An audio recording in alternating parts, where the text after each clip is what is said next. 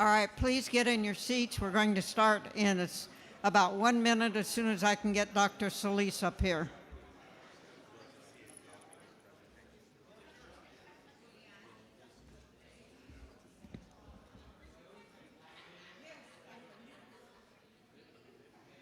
And I see Dr. Solis is on his way, so we're going to be starting in about 30 seconds.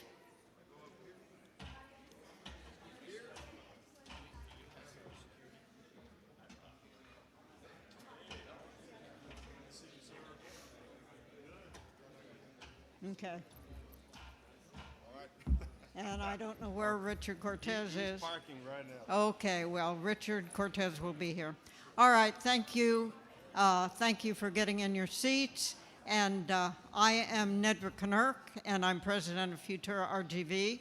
And I want to welcome you on behalf of our partners, VRX1 Internet, who provided the breakfast, and Patrick McDonald and Jeff Patterson, I believe, are here. If you want to wave your hands, we thank them for breakfast.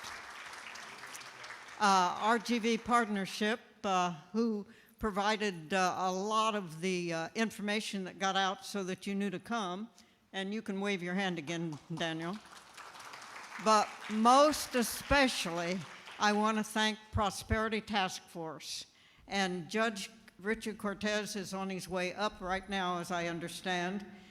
His vision is to improve the lives of many in Hidalgo County is phenomenal, and that's the reason we're having this. And then, of course, our other partner, South Texas College, and Dr. Silva, I cannot tell you, Solis, I'm sorry. It's been a long morning already. Right, already, yeah. Dr. Solis, your staff and your people are so phenomenal, and they make us look so good. I can't thank you enough for all the help you've given. Thank you. So, now, of course, I do have to thank our Futura RGV sponsors, our diamond sponsors, Sam Garcia Architect, DHR Health, AT&T, Rio Bank, and we have a representative of Rio Bank here, I know. Our gold sponsors, L&F Distributors, Rhodes Enterprises, Valley Land Title, and Clark Chevrolet. Our silver sponsor, Frost Bank. Our friend sponsor, IBC Bank, and our in-kind sponsors, Upper Valley Mail Service, Copy Zone, CSL Productions, and Radisson Airport Hotel. And at this point then, we have I would ask that all of the elected officials that we have here, whoever you are, if you would just raise your hand or stand so that we can recognize you. Do we have elected officials here to be recognized? Not yet. They'll be coming. Okay, well, we'll get them later. Obviously, they're the ones who have to know about this. And then finally, I would like to tell you that the Futura RGV mission is to inform our people on issues that affect many of the quality of life issues that they have, the government, the economic growth, education, health, and social and recreation. And we believe that today you're going to gain information on how we can help our people improve their quality of life. But that's only half the goal, as I said. The information without action doesn't mean a thing. So what we are going to stress today is, here is the information. What are you going to do on Monday, next week, to help accomplish this? And at this point, I would like to introduce Thomas Garcia. Where did you go? He's going to tell you a little bit more about what we are going to be doing today.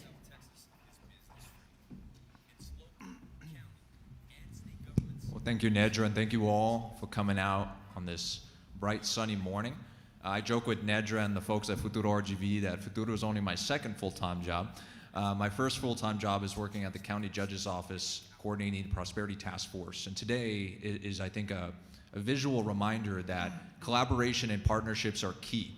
in order to work together, in order to reduce the poverty rate in our county, we need to get the facts and information out into the community, and that's what we're doing here today. When I first joined the Futuro RGV board earlier this year, I figured this is a perfect conduit to reach the community where it's at. And when I joined the Prosperity Task Force, I figured now is time to get action done. Today is a combination of both of those goals. What you'll see in front of you is a survey. As we're listening to our myriad presenters today, I do ask you to absorb the information being presented on economic data, on educational attainment, on workforce participation, and to absorb what now do I do with this information. We at Futuro RGV are going to collect your survey, and we welcome you to put your contact information down so we can keep in touch with you and then get you involved with the Prosperity Task Force. We're also live streaming today's forum on our Futuro RGV Facebook. I ask of you and your organizations, if you can go to our Futuro RGV Facebook page and click share on our live streams. We're going to be doing 3 today for the 3 different presentations we'll be doing. The more views, the more engagement on these live streams, the more people will see the great work we're doing at the Prosperity Task Force. And today is a product of our partnership with Futuro RGV, with the Hidalgo County Prosperity Task Force, RGV Partnership, and of course South Texas College. But of course also the 150 plus people who make up the Prosperity Task Force. Today we're going to be hearing from the products of 2 of our 14 subgroups, the economic data team and our administrative subgroup, and of course the CEO subgroup that proposed today's forum in the first place. I thank you all for coming out today, and I'll be in the back making sure everything's running smoothly. Again, Thomas Roy Garcia, good morning. Thank you all for coming out today. I'll pass it back to Nedra. Thank you, Thomas. And now, isn't this a great facility to have most anything? And we have Dr. Solis over here to give you a welcome to our, we want you up here. Oh, okay. All right. Thank you, Ned. Good morning, everybody. Muy buenos dias, and welcome to South Texas College. What a great group here. I'm very encouraged when I see the caliber of people. I'm glad to see Judge Cortez made it, and I'm sorry, our parking security is very strict, and when you don't pay your parking tickets, that's why they were about to tow away your car when you arrived. So now you know from now on. Anyway, pay your tickets. Other than that, I wanted to, first of all, I have a board member here that's part of the STC system, Mr. Paul Rodriguez. Oh, there, Paul. Thank you for this. And I'm going to keep it short. Neto said I have 1 minute and 35 seconds. No, I gave you 1 minute and 45 seconds. 45 seconds, all right, but I already ate 15 seconds of that. And but what is so encouraging today in this meeting is, as I recall, as being in economic development many years ago, 10 years ago, if we would have had this type of forum, which we did, these summits and discussing about the future prospects of the valley or the region, it would not have been about today having here with me the 2 largest institutions in South Texas, UT, RGV, and STC, together working in putting together what's the most important aspect of workforce and economic development, which is education. Because 10 years ago, it would have been about infrastructure, it would have been about labor cost, about demographics, it would have been about tax incentives.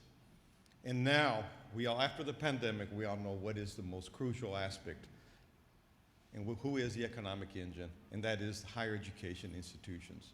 That is what's going to take now. We all know about the supply chain. You'll be hearing about that. You're going to be hearing today about all the different workforce opportunities, and most importantly, the industrial parks, and all about the strategies how we're going to work together.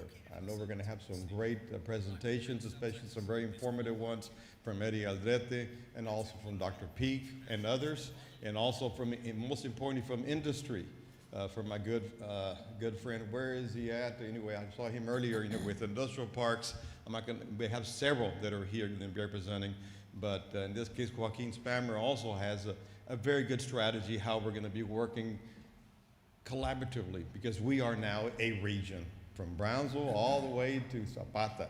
That's how we're going to be promoting the valley, and I see us doing a lot of unique strategies. And here at South Texas College, of course, I know my role here is to talk about the college, but that's not possible when we have over 100 programs But let me assure you, we are very proud that we are putting together we have the programs from technology to health, addressing the needs of the entire region. And most importantly, we're also having new announcements coming up next year with new programs.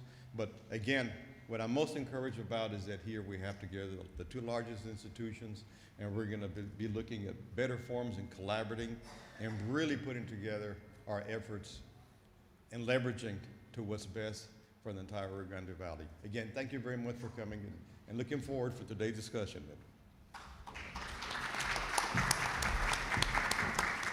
And of course, UT-RGV with Dr. Guy Bailey is going to be very, very important in this whole setup. So, Guy Bailey, would you like to? Thank you so much. Dr. Solis, thank you for hosting us here. We always enjoy coming here. We love him. We love this institution. They send us students. They're an important, sometimes you don't think about this, a very important source of students for us, in addition to the programs that they have that are absolutely crucial to workforce development. I can't tell you how much we support the Prosperity Task Force and its work. I mean, that's really what universities are about. UTRGV, under that name, under this one university, has been open 8.5 years. Now, since that time, we've graduated 50,000 students. You understand, that's more than a city. More than a city, think about that. Many of these are engineers. Many of these are people who are nurses. They've gone on in healthcare areas. That's what makes the Valley attractive to employers when you have that kind of workforce. Think about a well-trained, well-educated workforce. That's the heart and the basis for economic development. Just one quick story here. You know, my mother is 96, not doing well. She had a wonderful life, but my mother went to the 8th grade. She had nothing growing up, just literally nothing. Very hard. She and Dad got married. You know, it was very difficult. But you know what she was able to do? She was able to see her son go to college, become a university president. That's available to all of our kids in the Rio Grande Valley. Think about that. That's what prosperity and this Prosperity Task Force is about. So we strongly support this. We want to be a part of it every step of the way, and we thank you for your participation in it. Dr. Solis, thank you for everything you're doing. We appreciate it. I can't tell you how much we appreciate both Dr. Bailey and Dr. Solis. And now, the really important thing is we're going to hear about the Prosperity Task Force from the guy whose vision it was. And all she requires is a hut. Well, Richard Cortez is the one who told me that Futura McAllen needed to be Futura RGV because the stuff we did didn't stop at the city limits. So we took his advice. He has some good advice, and now you're going to hear some of that really good vision and advice from the visionary Judge Cortez. Thank you. Good morning, everyone. Prosperity follows someone that brings value to someone and gets compensated for that. So we can't have prosperity if we don't bring value. So what we're trying to do here in the Rio Grande Valley, particularly Hidalgo County, is create a community of people that bring value in some way or other, which is human capital. We've been doing that actually fairly well with UTRGV, South Texas College. Now we even have a Texas A&M campus and others. But we can't lose the people that we're training and can producing that human capital somewhere else, because we're having some negative migration. So we must succeed in two parts.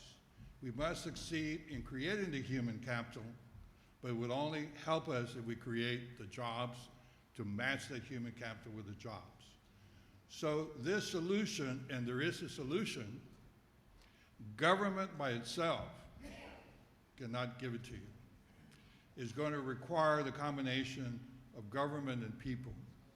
And I have good news for you. Look around you. She asked how many elected officials were there. Nobody stood up.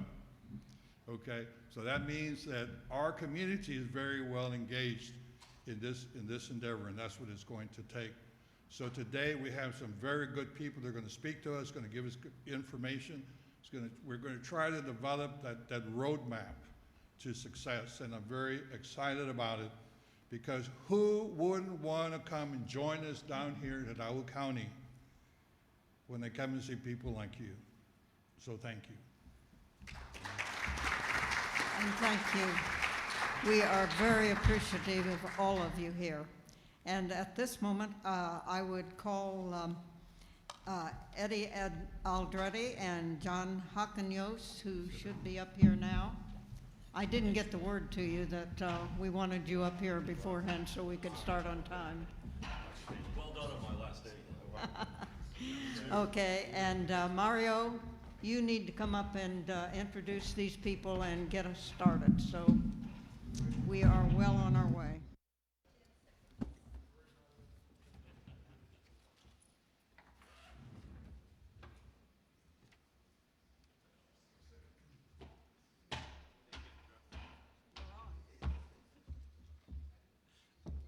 Anyway, we have Nedra. We're very thankful that she is part of this process. Futuro has done a lot to help us throughout all of our activities here in Hidalgo County. But I also want to thank, obviously, BTX1. Thank you.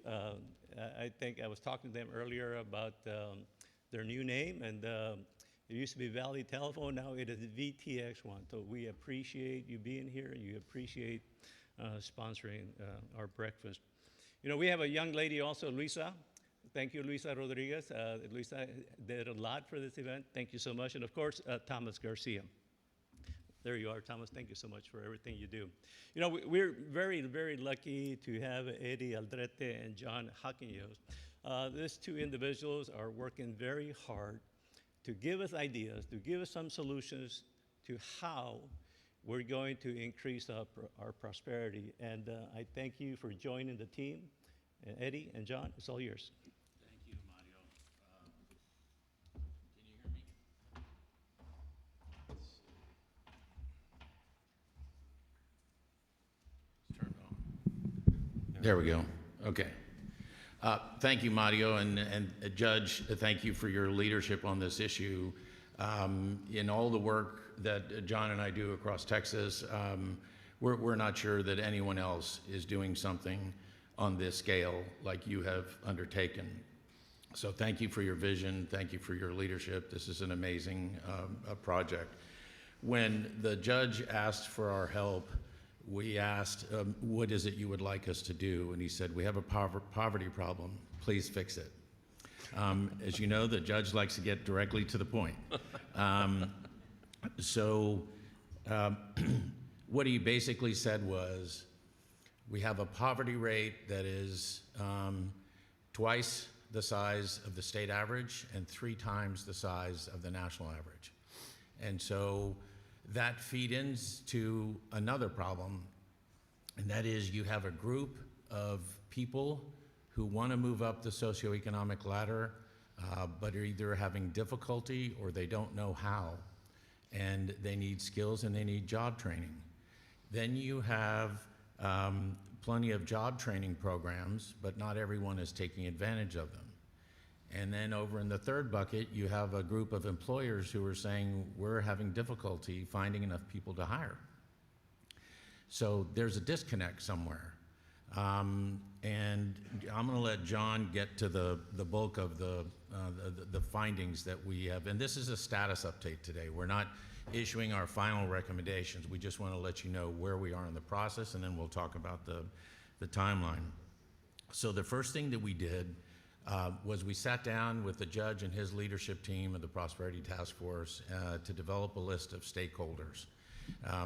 There's a lot of stakeholders in this region. Obviously, we can't meet with all of them, but we did meet with a couple of dozen. The first thing we did before we started any meetings was we sent out a written survey. We needed some quantitative data directly from either CEOs or in many cases from HR directors to tell us what types of people do you currently employ in the type of work that they do and what levels. What are the challenges that you face? Where are the shortages that you see? And what are the skill sets that are missing when people show up on your doorstep? So that gave us a good start. Then we developed a list of, like I said, a couple of dozen people that we had face-to-face meetings with here. We met with business community leaders. We met with bankers like Jim Collins, Julian Alvarez, Brent Baldry. We met with economic development officials. We met with nonprofits and service providers like the Boys and Girls Club. We met with Frank Amaras at Workforce Solutions, RGV, and we began to slowly peel the layers of the onion away to get to a little bit the root of the problem where some of this disconnect exists. For those people, for many of the people that we couldn't meet with in person, we met with virtually. So again, through that process, we began to find some pretty glaring barriers that were at the root of the cause of the disconnect. And John will go into it, it's not a problem that you don't have enough job training programs and they're not good enough. There are severe societal issues that need to be removed or altered or modified to allow the flow of people to be able to take access to either education or job training in order to move up the socioeconomic ladder.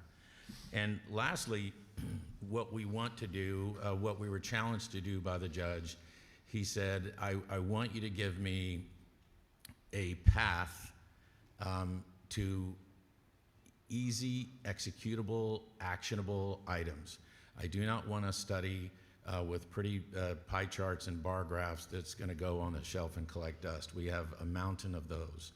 And so that was the path that we were challenged to take, and that's where we are. And with that, I want to introduce my colleague, Jon. Jon is an economist based in Austin, founder of TXP Incorporated.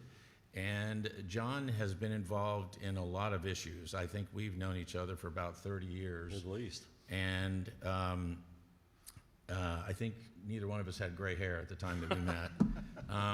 But Jon, just to give you an example, I'm going to give you two things that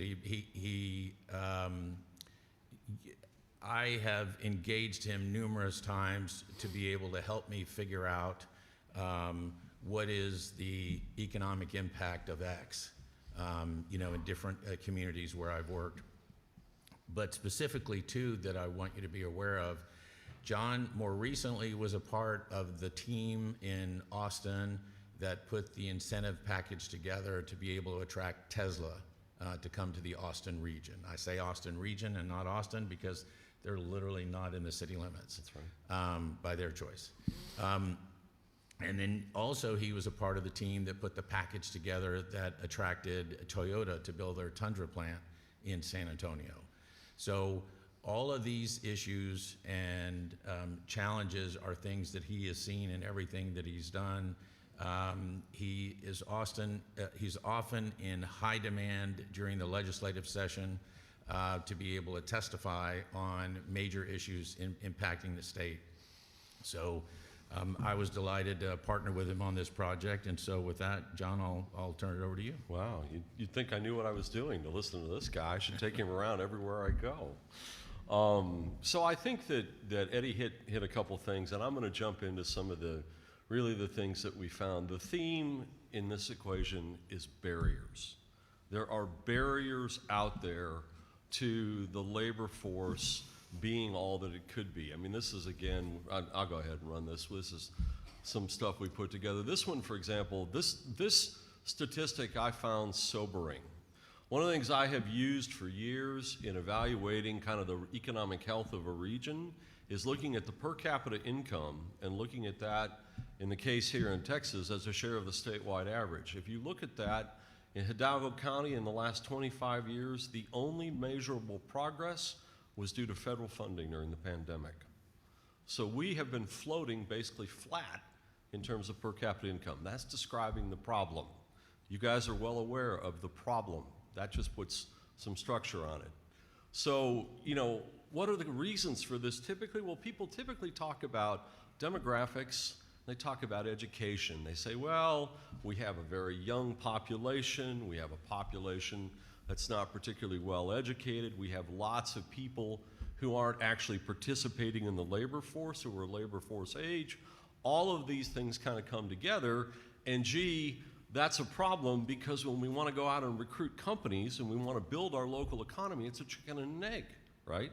If we could get the right kind of companies here, maybe these people could get jobs, but we can't get them here because we don't have the labor force to attract them. That's a problem you all, I think, are fairly well aware of. So again, we've got some data here to sort of look at it. I won't drill into it, but what it basically will tell you is that wages are much lower here in the Rio Grande Valley than they are in other major parts of the state. It's interesting also that the cost of living here is quite a bit lower than in other parts of the state. And so somewhere down the road, that's going to be an interesting pitch. We'll think about a specific program where we make an active effort to recruit people in certain occupations whose income isn't tied to the local economy. Software developers, for example, say, hey man, you can come live in the Rio Grande Valley, you can buy a heck of a house for a couple $100,000 and live really, really well. So that sort of points us in the direction of some things that we potentially could do. But I really want to kind of drill in, and I'm going to skip past this data because I know we don't have a huge amount of time here.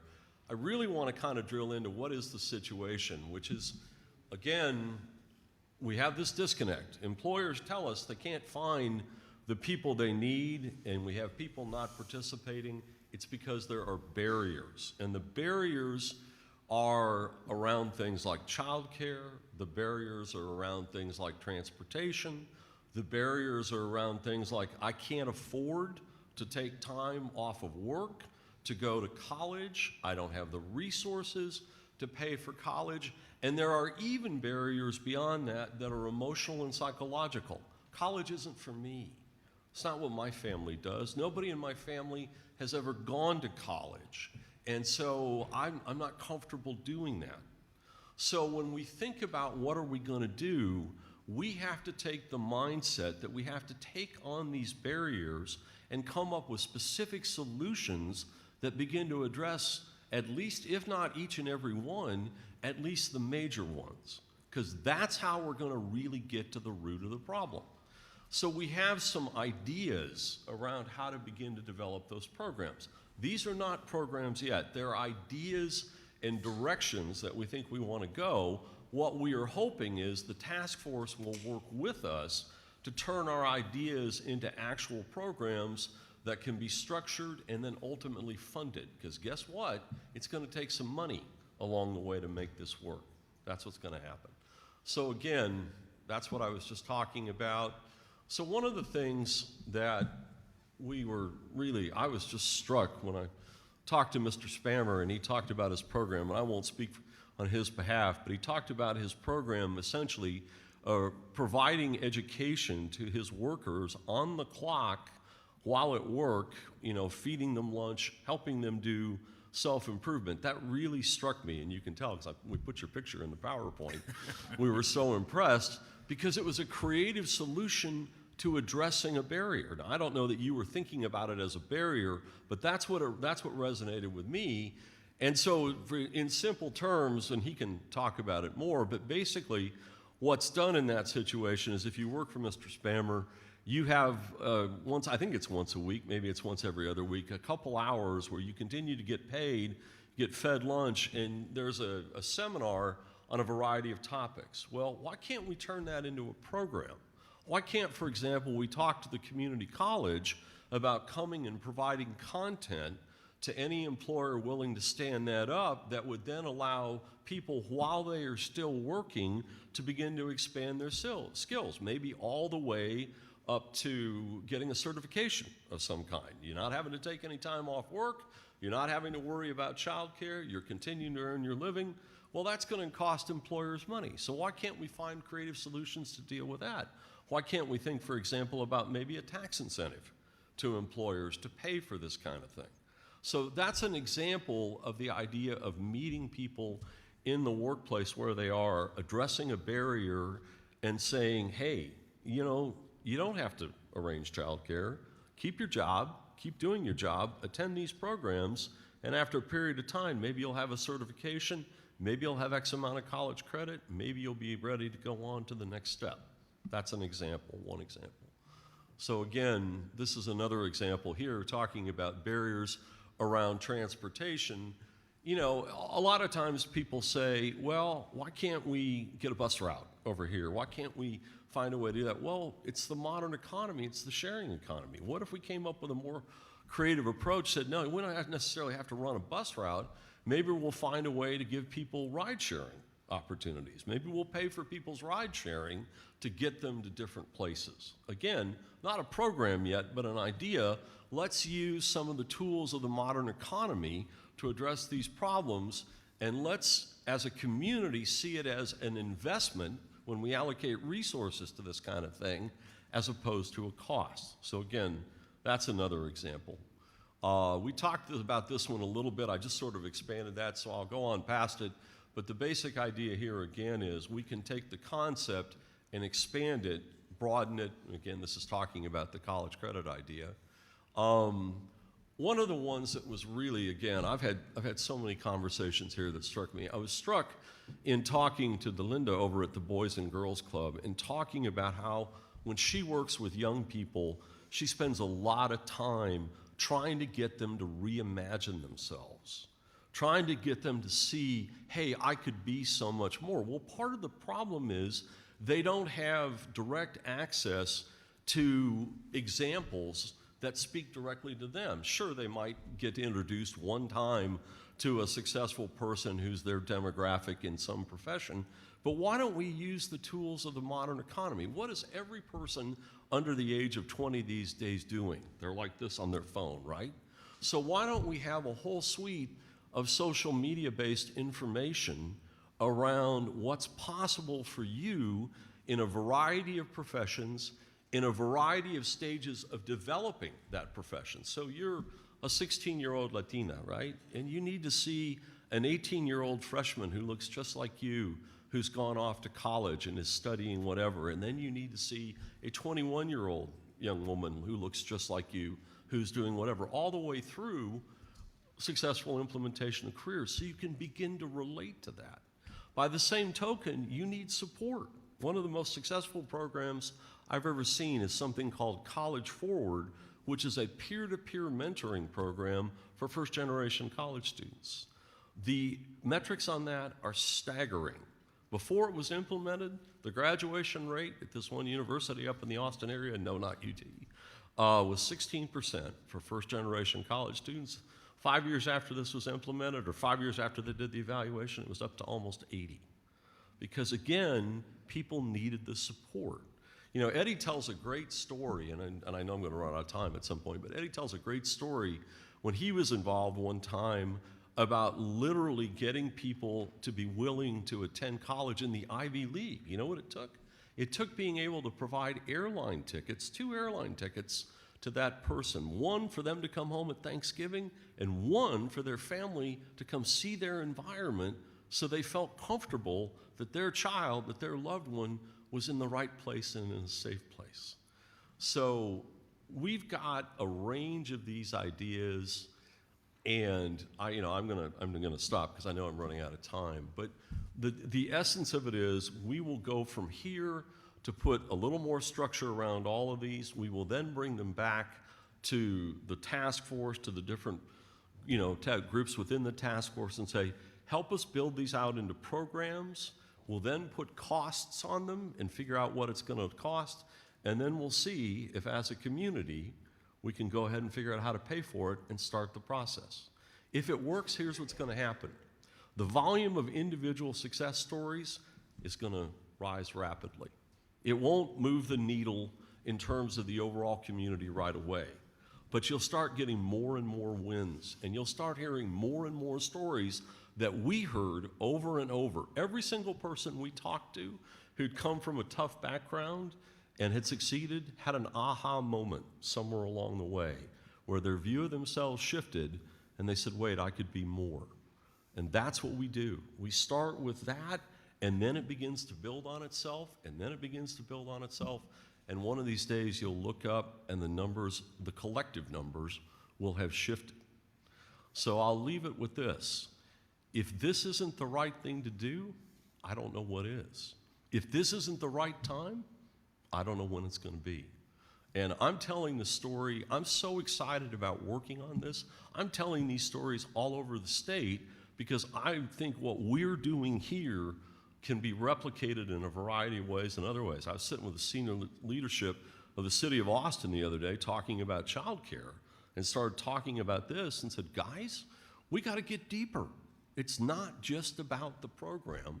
It's about really meeting the individual, each individual person where they are and really realizing what that person needs to achieve their potential. And so, Let me just add one or 2 points real quick, and Please. then we can open it up for questions. But so to the point of the peer-to-peer mentoring program, one of the things I wanted to mention was UT Austin and Texas A&M, College Station have a freshman retention rate that's in the mid-60s, which means 65% of the freshmen come back as sophomores. So you lose a bunch of freshmen who don't come back for a variety of reasons. They end up getting accepted to their first choice of college, or they get accepted to a college that's closer to home, or they couldn't afford it, or they weren't paying attention and they flunked out. So there's a host of reasons. The University of Virginia in Charlottesville, Virginia has a freshman retention rate of 93%. Why is theirs so much higher? Because they have an alumni network that is assigned to check on freshmen. Take them out for coffee, take them out for lunch, give them a phone call, FaceTime them, ask them how they're doing, ask them if there's anything you can do for them, ask them how they like their classes and how they like their professors. It's just the fact that, and colleges and universities have figured out since 1906 when I graduated that getting homesick is a major issue. And today, it's amazing the programs that they've implemented to keep students busy so they don't have time to be homesick. And those are the types of programs that have to alter behavior, and it's amazing what you can achieve. But we're excited about this, and I was thinking, back in the 1980s, the state senator from Austin, Gonzalo Barrientos, Veronica, you remember him, he actually introduced a bill to give $1,000 to a local school district if they could graduate kids in 3 years instead of 4. The bill didn't pass when he first introduced it, but it did make everyone aware of what the cost of educating a student was. And it did make people aware that dual credit programs work. So the idea of going to where people are instead of expecting them to come to you is an important one. And Dr. Solis, I want to thank you and your entire leadership team for sitting down with us and walking us through what's happening, what you see, what you hear with students, what their worries are, what their frustrations are, what their concerns are, and what their barriers are. Because their barriers are very real. And it's a little ironic that there are a group of students who feel like college is for people who are already educated or for who are wealthy, and they don't realize, but Joaquin Spammer was able to show you can take a class at his company on a variety of topics and learn about the world around you. And your classes weren't really meant to improve someone's job skill. It was just to learn about the world around you, to see the bigger world and to see what's out there and to broaden your horizons. And it's worked, and I believe you mentioned, and I know you're speaking here in a little bit, so I'll let you talk more about it, but you mentioned that turnover was down, and there's all sorts of other benefits, and that your employees are very appreciative for what you've offered them. So to be able to take that to scale, and we've come across a lot of other ideas and opportunities that we're working through that we want to present to the judge and to the committees before the final findings are. So lastly, we'll just talk about the timeline. So the goal is for us to wrap up at the end of January and to sit down with the judge and the leaders of the Prosperity Task Force, and then allow the committees to break it up in pieces, allow the committees to take specific ideas and develop programs around them, and then to have the final public launch in early March of 2024. And with that, we'll stop there. I think we still have time for questions, right? I think, is it on? Yes. We do have time for a few questions. If you will come up here real quickly if you have a question, or I will come to your table if you raise your hand and you're close. Questions? This is your chance. Yes, sir. Wait a minute. Women. Thank you, Netra. A lot of us are familiar with what San Antonio's doing and that special tax that they did. Can you tell us a little bit more about that? Because I want everyone to understand that we do have some opportunities, to find funding for certain things we want. Which task force are you talking about? Tax. San Antonio Works. Oh, The San Antonio Works tax. Oh, the Ready to Work program? Yeah. Okay. This was, so the mayor implemented an 1/8 of a cent sales tax was coming up and available for use. It had been used for the San Antonio River cleanup and other issues in the downtown sector. And so once the tax was approaching its expiration date, the Transit Authority had wanted to get their hands on it because they're one of the only major city in Texas that doesn't get, a full penny for a transit. The problem was the mayor wanted a workforce training program called Ready to Work, and so he gathered all the stakeholders together, and what he did was to fund the first 2 years using the tax to fund this job training program, and then in 2026, the tax will then revert over to the Transit Authority. And so Ready to Work is a program that doesn't try to replicate its own workforce solutions program, but what it does do is help coordinate with employers who make a commitment. There's nothing in stone. It's nothing, I see Attorney Jim Darling out in the audience. It's not a legal binding document, but it is a commitment or a pledge to be able to hire people who come out of the Ready to Work program.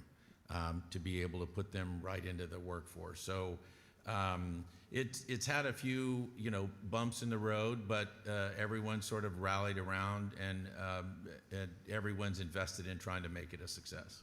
I think, aside from the impact of the program per se, I think an important in the judge's point is that other communities have seen fit to allocate resources to address this. I mean, we think we're going to come up with pretty, hopefully, cost-effective, focused, and programs that are going to have high impact. But San Antonio was willing to commit 1/8 of a penny, which is a significant amount of money in San Antonio. And that's the point. This is not going to be free. Yes, we will try to find ways to get funding from the state, from the feds. We'll look for all the different funding sources we can, but it's going to take a commitment of public resources at some point to really make this work. Okay, very good. And I think we have a question here. Yes, a question for you, John. In your analysis in other parts of Texas, is there anything, and now you're studying the valley closely, is there anything different, unique about our region that presents a greater challenge or something you don't see in other parts? It's just an expansion of the disadvantaged community here. I mean, the demographic trends are challenging. You have high birth rates. You have lots of kids being born into disadvantaged circumstances. One of the things that's really interesting that I'd like to dig in deeper, women's labor force participation here is really low. Working age women's labor force participation. I suspect that childcare has a fair amount to do with that. If you have lots of kids, there probably isn't childcare out there that you can pay for, particularly because you're probably not making very much money to start with. And this is the big problem we are finding all over the place, is that people are being kept out of the workforce because they can't find a way to get their kids taken care of. So one of the creative things we're going to actually implement up in the Austin area is the city is, I think, going to go ahead and do this. They will provide free childcare to anybody willing to go to work in childcare. So what that would mean, if you went to work at a childcare facility, your child or children could come too, and it would be free. So that's a barrier. Transportation is a barrier. It's all the things. So it's not a unique factor. It's the confluence of factors perhaps are heightened here. You might talk about Kentucky. Well, that's the program I'm talking about, is that Kentucky, I have no good ideas on my own. I steal everything I can. So the state of Kentucky did this. They actually were willing to fund the childcare costs for people willing to go to work in the childcare industry. It's been very successful. And so we are going to model that in Austin, and I think some version of that we'll see might be appropriate here as well. Okay, and we have a question here. Please. Thank you. How committed are the Valley school districts to working with you to make this an effective program? So we haven't gotten deep into this yet with the Valley school districts, in part because we don't have enough specificity yet. And so I think we will find out. My suspicion is that if we do our jobs well and we come up with clear programs, clear ideas, put the right kind of evaluation process in place, make sure that the metrics come out of it, and say to the school districts, here's what we want you to do, I think we have a pretty good chance of succeeding. But I don't really want to go ask them until we bake the ideas a little more deeply.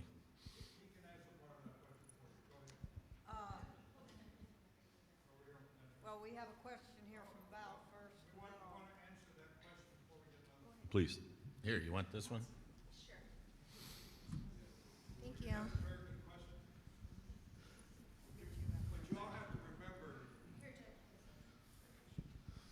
And I have this conversation all the time, and Check, thank check, you for check. asking the question.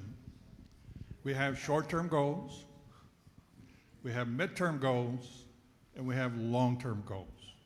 We can't mix them together because they all take different strategies. That's a long-term goal and a midterm goal. And we are working with Region 1, so No, I think some of you are involved with Region 1 with the tri-agency activities.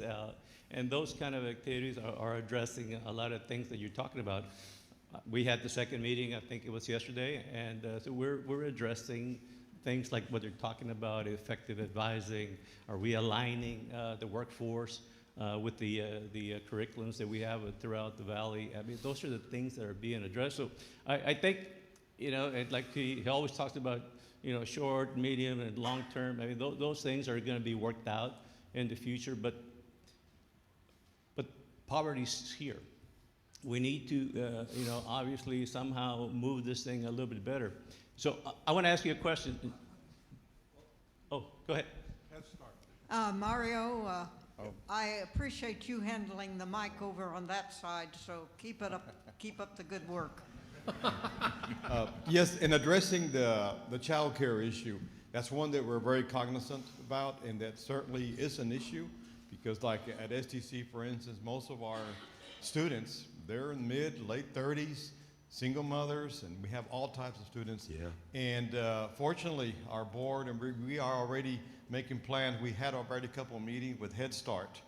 And we do have it in our immediate plans. Once we do empty one of our facilities at the Pecan Plaza, we are going to start in discussions to strategically locate a large child care facility for that entire region. So we're very excited about that. That's great. Thank you. And I think that something else that we've come to the conclusion of is that students need to be interacted with at an earlier age. Yes. To be able to learn more about what are the world of opportunity. I think the HESTEC conference has gone a long way over at UTRGV because I remember when they implemented Latina Day, and I naively thought that was for the young girls. It was for the abuelas and the mothers and the tias to let them allow their daughters to reach their full potential in chasing their dreams to be an engineer, an architect, or whatever it was they wanted to do. So thank you, Veronica and UTRGV. Okay, and have a question from Veronica. Well, actually, I have a comment. Thank you, Eddie. Thank you, John, for the findings you have and for the work that you've been doing, and of course to our judge for the ideas on the Prosperity Task Force, and Mario for implementing much of that. What I did want to mention, though, is a lot of the things that y'all are mentioning, you will find that they are being done throughout the Valley. I think it's just trying to figure out who's doing what and then expanding upon it. So like the peer-to-peer mentoring, I know we do it. I'm sure STC does it. You probably have school districts that are doing it. We do the college nights where you bring the computers and the families come in the colonias and you actually teach them how to fill out a FAFSA form, how to apply for college, you know, and we did a train the trainer, an ambassador program with folks like that live out in the underserved areas and say, okay, we'll tell you everything there is to know about how to get into school, what you do, and then they go out and they take it out in the community because they're closest to the people in that community, right? And they have the trust of those folks. VITA does so much right now with transportation and childcare, you know, and has some funding that's available there. We've had a high college student employment. We've increased that because if you keep students engaged and you keep them working on campus, they're going to succeed and they're going to graduate. So a lot of these things are already being done. It's a matter of figuring out, I guess, who's doing what, how can we expect, what works, what doesn't, and then how can we expand upon it. I know when we all were talking about the continuing ed or taking it to your workplace and what Mr. Spammer is doing, Ron whispered over to me and said, oh, that's the program we did with DHR last year. And I said, I didn't even know about that. Ron and I worked together, right? And so I said, if we don't get that word out, then we're not serving the public by not doing that. So I think it's really awareness and then expanding upon it. I couldn't agree with that more. We have no original ideas. Let me be just clear. Nothing I've talked about did I dream up out of whole cloth. It is, to some degree, mixing things up a little bit. It's awareness, and it's really about organized scale. Yeah. That's what it's really about. And connecting economic development to all of those things, because that is not the connection that people typically do. And that's, if nothing else, I could leave you with that thought. All of that is about the economic future of this community.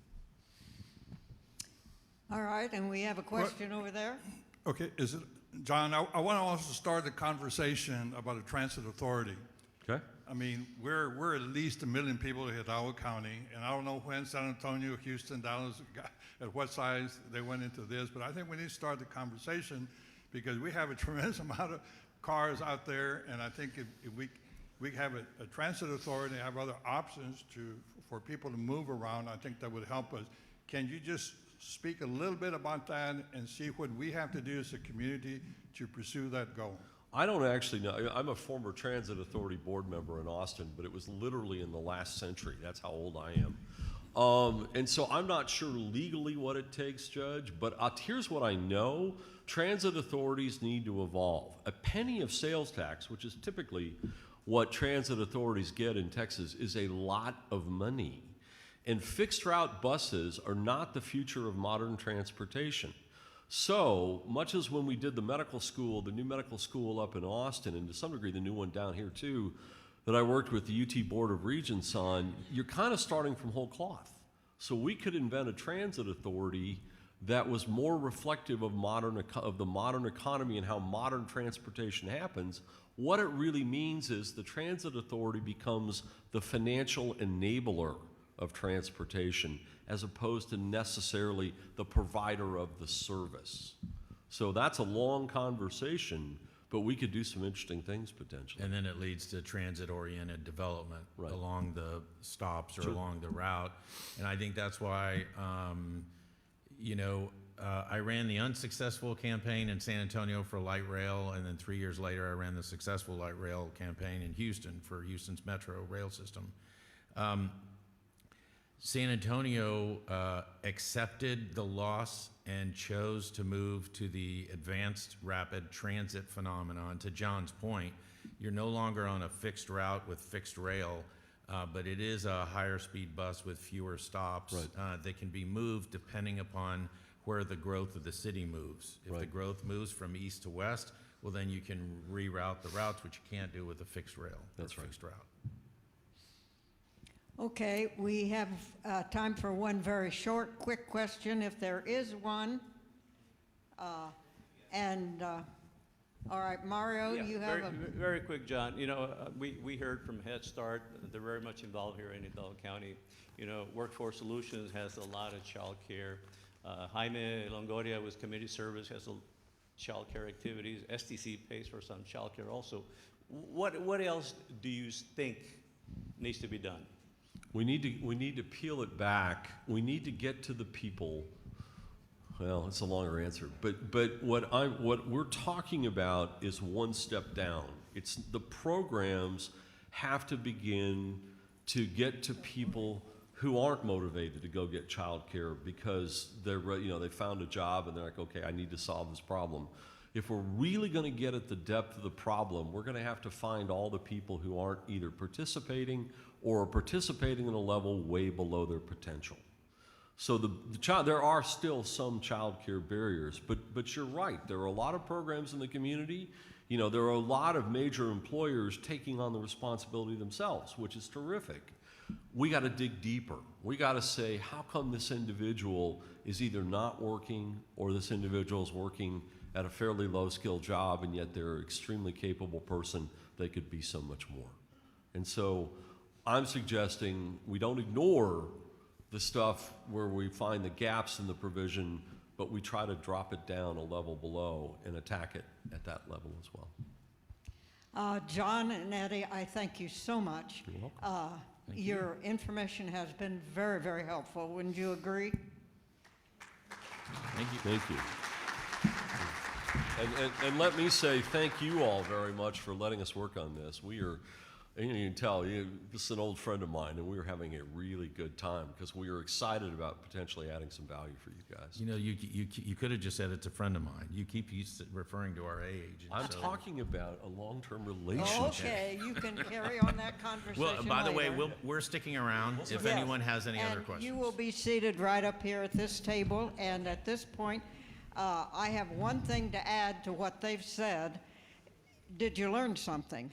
But what are you going to do on Monday when you go back to work to actually make this happen? We need action.